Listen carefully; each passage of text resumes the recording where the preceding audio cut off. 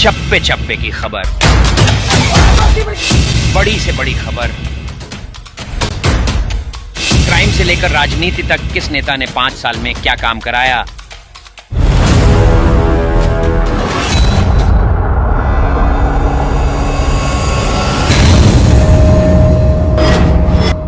मिलेगी सबसे पहले हर खबर चेंजिंग फ्यूचर न्यूज पर, जो बदलेगा आपका फ्यूचर।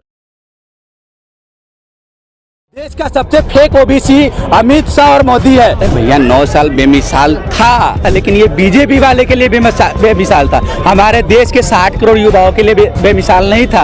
हमारे देश के कबेरे के लिए बेमिसाल नहीं था। हमारे देश के किसान के लिए बेमिसाल नहीं था। हमारे देश के जो आर्मी के सपना पाले हुए थे उस युवा के लिए बेमिसाल नहीं था। बेमिसाल था अंधभक्तों के लिए था, गोबर भक्तों के लिए था, नरेंद्र मोदी के लिए था, बीजेपी वालों के लिए था। देश के मुसलमान जब सड़कों पर बैठा तो उसे आतंकवादी कह दिया गया। देश के युवा जब है ना सड़कों पर है ना अग्निवीर वाला के लिए बैठा तो उसे आतंकवादी कह दिया गया। हमारे देश के जब किसान बॉर्डर पर बैठे हैं तो उसे खालिस्तानी कह दिया जाए। अब भैया बीजेपी के खिलाफ बोलने का नाम आतंकवादी है क्या? कि ये भैया वोट का भी चोरी करते हैं। आप बताओ, ईवीएम मशीन तो छोड़ दो, ये तो बैलेट पेपर में चोरी कर लेते हैं। चोर के पास बहुत भयंकर कॉन्फिडेंस होता है। देश के सबसे बड़ा फेक ओबीसी नरेंद्र मोदी है, जो अपने आप को ओबीसी का बेटा बताकर 2014 में चुनाव जीत लिया था और अब तक है ना मूर्ख बनाते आ रहा है। देश का सबसे फेक ओबीसी अमित शाह और मोदी है।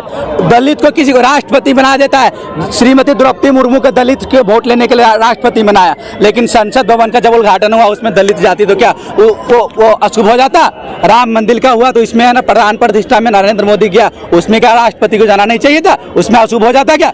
सिर्फ वोट लेने के लिए और जुमला बोलने के लिए दलित ओबीसी को आपस में है ना वोट लेने के विषय में हिंदू बना देते हो, बाकी बात वो अछूत है। भैया 9 साल बेमिसाल था, लेकिन मुद्दा उसका अलग है। बेमिसाल था, लेकिन ये बीजेपी वाले के लिए बेमिसाल था। हमारे देश के 60 करोड़ युवाओं के लिए बेमिसाल नहीं था। हमारे देश के कबेरे के लिए बेमिसाल नहीं था। हमारे देश के किसान के लिए बेमिसाल नहीं था। हमारे देश के जो आर्मी के सपना पाले हुए थे उस युवा के लिए बेमिसाल नहीं था। हमारे देश के अल्पसंख्यक के लिए बेमिसाल नहीं था, जो बरसों तक है ना दिल्ली के सड़कों पर बैठे रहे। हमारे देश के किसान जो अभी भी सड़कों पर बैठे हुए, प्रत्येक देश दिल्ली के जितना छठे बॉर्डर है सब पे बैठे हुए, उसके लिए बेमिसाल नहीं था। कल भी हमारे देश के एक युवा किसान मर गया, उसके परिवार के लिए बेमिसाल नहीं था। ये बेमिसाल था अंधभक्तों के लिए था, गोबर भक्तों के लिए था, नरेंद्र मोदी के लिए था, बीजेपी वालों के लिए था। हमारे देश के नेशनल टीवी के मीडिया जो बिक चुके हैं, नेशनल टीवी के जितने जो मीडिया है ना बड़े बड़े फ्लैट बड़े बड़े मकान खरीद लिए, उनके लिए बेमिसाल था। यह अंधभक्तों के लिए बेमिसाल था। आम गरीब कमेरा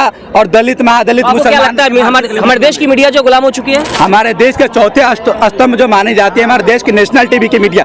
आज हमारे देश में अगर यूट्यूब पत्रकार नहीं होता तो देश के किसी भी लोग के पास देश की सच्चाई नहीं पूछ पाता। हमारे आपके जैसे आम साधारण लड़के के पास कोई नेशनल मीडिया खड़ा नहीं हो सकता। हम आप अगर बीजेपी के एक शब्द विरोध कर दे तो वो बीजेपी के मीडिया जो जितना नेशनल टीवी के मीडिया वो माइक उठा के चल देंगे। सुधीर चौधरी का नाम भी देखा होगा, सबसे बड़ा प्लेटफॉर्म है, लेकिन उनका क्या हक बनता है कि वो उनकी एक तरफा बात रहती है, एक तरफा बात रहती है उस बंदे की। वो बंदा ये पूछता है कि ये बताओ कौन कौन मोदी को पसंद करता है। अरे तू कौन होता है इस बात को पूछने वाला? भाई जनता तय करेगी, तेरा काम है खबर दिखाना। तेरा काम ये नहीं है कि 2000 के नोट में चिपने के लेगी। तो उस बार भी झूठा था, अभी भी झूठा है। और मीडिया बिक चुकी है, पूरी तरह की बिक चुकी है। सिर्फ यूट्यूबर हैं जो रह गए हैं, आप जैसे भाई हैं जो लोगों की आवाज पहुंचती है, बाकी हर जगह आवाज दबाई जाती है। लेकिन मोदी तो एक ब्रांड बन चुके हैं सर। वो ब्रांड उन लोगों के लिए कौन देखिए बनाया कौन?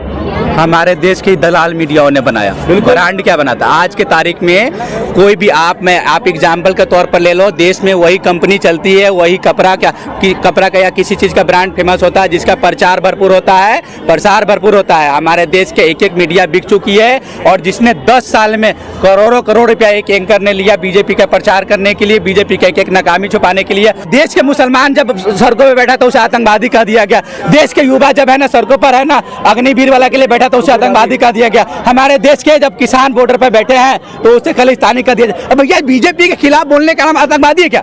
हम बीजेपी के खिलाफ जितने लोग वो आतंकवादी है क्या? लेकिन राहुल गांधी कह रहे हैं कि अगर उनकी सरकार बनती है सत्ता में तो वो अग्निवीर योजना जो 4 साल का है उसको जो है परमानेंट कर देंगे। बिल्कुल खत्म करनी चाहिए।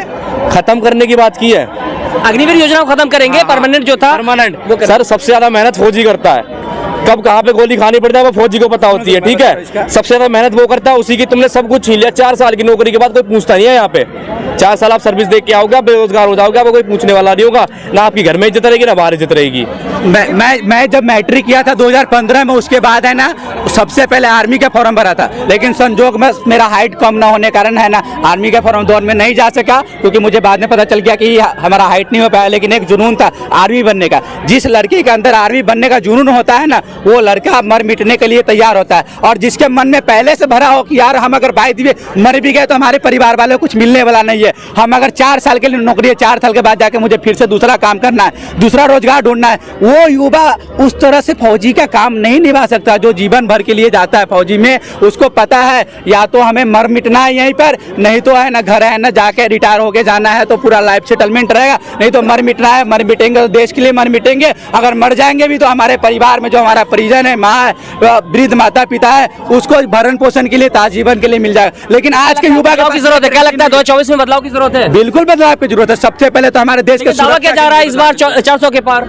अरे भैया दावा करने के लिए कुछ भी कर दो, और इनके पास तो एक नया एजेंडा भी है आज के तारीख में कि ये भैया वोट का भी चोरी करते हैं। आप बताओ, ईवीएम मशीन तो छोड़ दो, ये तो बैलेट पेपर में चोरी कर लेते हैं। तो हो सके कोई ईवीएम में कोई और ज्यादा पूर्ण रूपेण है ना भरोसेमंद कोई दोस्त मिल गया हो इनके इजराइल में कोई और दोस्त मिल गया होगा जो सॉफ्टवेयर इंजीनियर हो, जो हैक करने का और बेहतर तरीका से हाल जानते हो। ये भी कॉन्फिडेंस है। चोर के पास बहुत भयंकर कॉन्फिडेंस होता है। अरे भैया मोदी जी के सामने कोई विकल्प नहीं है। मोदी जी आप ही देख लेना, आप चुनाव के 2, 3, 4 महीना बचे हैं। मोदी जी अब देश में कोई ऐसा मुद्दा ढूंढेगा कि या तो हिंदुस्तान पाकिस्तान हो जाए, नहीं तो किसी कोई बड़े राज्य में बड़ा सा दंगा हो जाए कि एक लोगों को मेंटली रूप से है ना अपाहिज बना दिया जा सके कि तुम हिंदू के नाम पर वोट दो, कि मुसलमान तुम्हें सता रहा है, हिंदू के नाम पर वोट दो। बीजेपी ऐसा एक ढांचा खोज रहा है, पूरा एक ढांचा तैयार कर रहा है बीजेपी कि ऐसा कोई मुद्दा मिले कि हिंदुस्तान पाकिस्तान हो जाए, तो हिंदू मुस्लिम हो जाए या बड़ा दंगा करा दे, या हो सके तो आपको पता है पठान हमले और उड़ी हमले की तरह कोई हमला भी करा दे,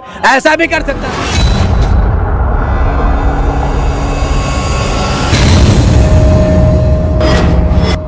मिलेगी सबसे पहले हर खबर चेंजिंग फ्यूचर न्यूज पर, जो बदलेगा आपका फ्यूचर।